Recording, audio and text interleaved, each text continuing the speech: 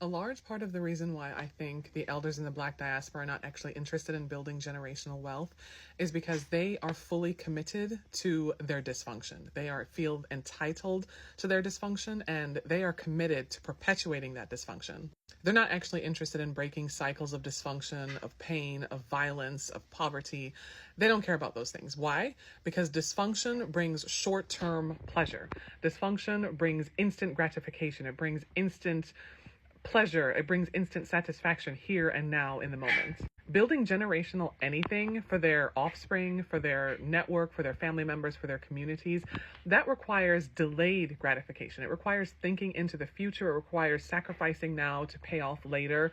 It requires planning for the long term with keeping one eye on the future. It requires those things. And unfortunately, most of our elders in our communities don't care to do those things.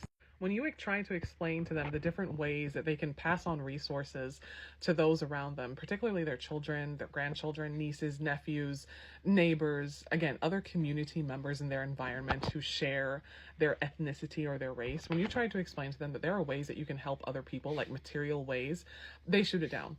Because quite frankly, they don't want to hear it. They don't want to hear about what it would take to contribute to a retirement fund. They don't want to hear about paying for life insurance policies to make sure that if something happens to them, they can be buried with dignity. They don't want to hear or care about maintaining their health. They don't want to hear about putting the bottle down. They don't care to stop repeating certain generational cycles of dysfunction because, well, why should I do that? It feels good to me now. It doesn't require any sacrifice on my part. It doesn't require me having to participate in delayed gratification. Why should I give that up for you or anyone else?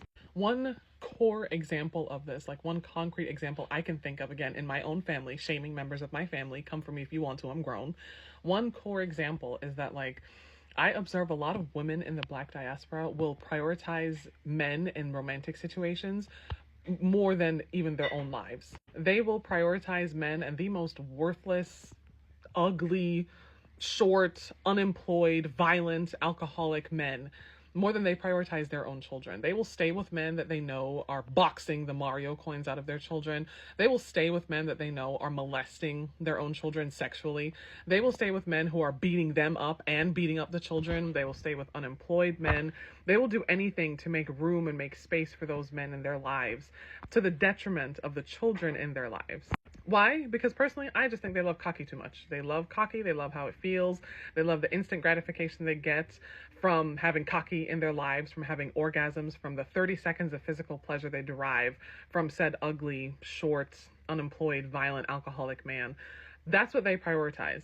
So telling them to let that go and to put that aside and instead focus and prioritize on improving yourself and improving your children's lots in life, they don't want to do that. Why? Again, that requires foresight. It requires planning.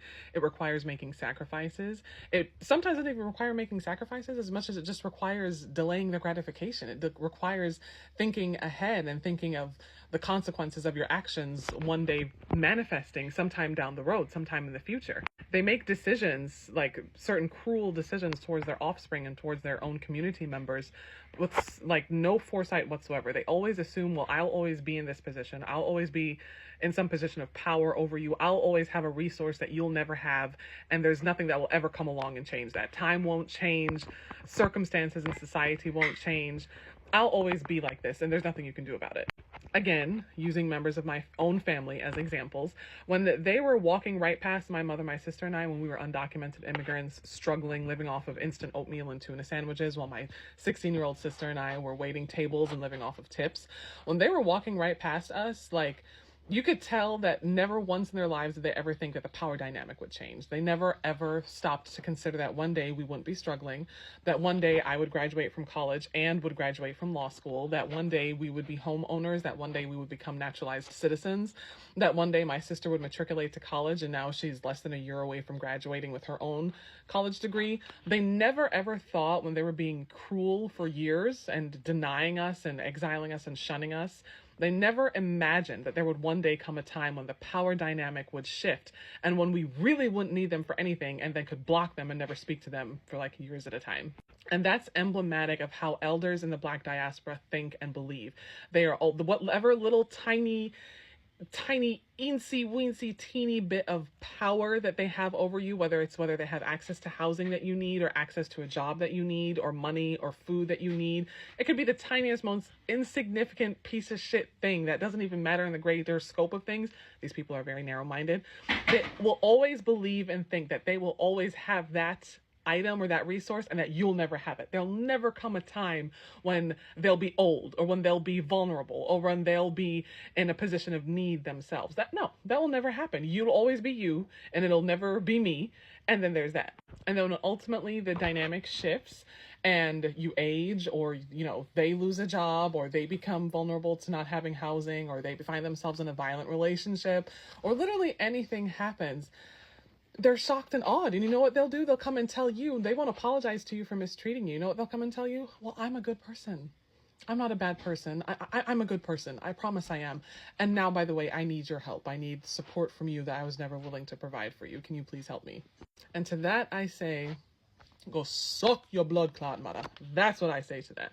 Personally, I don't believe in forgiving and forgetting. Forgiveness, that I leave to the deities that I worship. As for me personally, you're blocked.